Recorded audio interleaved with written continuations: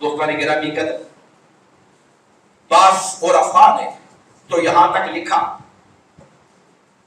کہ آپ بھی ایسے لوگ ہیں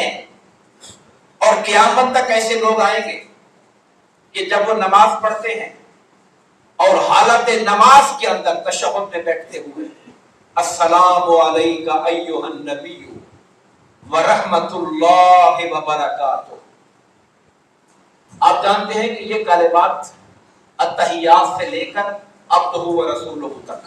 یہ جو کلمات ہیں اصلاً یہ شب معراج کی گفتگو ہے، سبحان اللہ، سبحان اللہ، جو اللہ اس کے رسول کے درمیان ہوئی،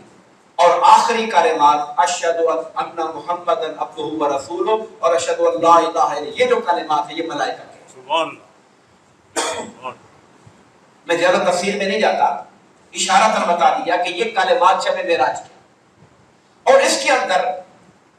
جب ہمارے آقا نے خدا کی بارگاہ میں اپنے تحائف دیے التحیات للہ والصلوات والطیبات، اے اللہ میری نسلی، میری قولی، میری بدنی عبادتیں تیرے لیے،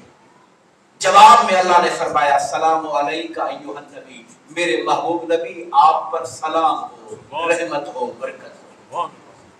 یہ خدا کی طرف سے جواب۔ اب بعض لوگ یہ کہتے ہیں کہ ہم ان کلمات کو پڑھتے ہیں شب معراج کا واقعہ سمجھ کر، شب معراج کو واقعہ ہوا تھا اس واقعے کو پڑھتے ہیں، مگر بعض عرفاء کہتے ہیں واقعہ حق ہے، مگر ہم حالت نماز میں جب السلام علیکہ ایھا النبی کہتے ہیں، ہماری دماغ میں، ہمارے ذہن میں، ہماری آنکھوں کے سامنے روح مصطفیٰ ہوتا ہے، چہرہ مصطفیٰ ہوتا ہے، اور اب ہم اپنے آقا کریم کی توجہ کر کے حضور کو سلام کرتے ہیں۔ اور عرفاء کہتے ہیں بعض لوگوں کو اللہ نے وہ شان یہ دی ہے کہ وہ اس وقت تک اس سے آگے نہیں بڑھتے جب تک گنبد خضرا سے سلام کا جواب نہیں،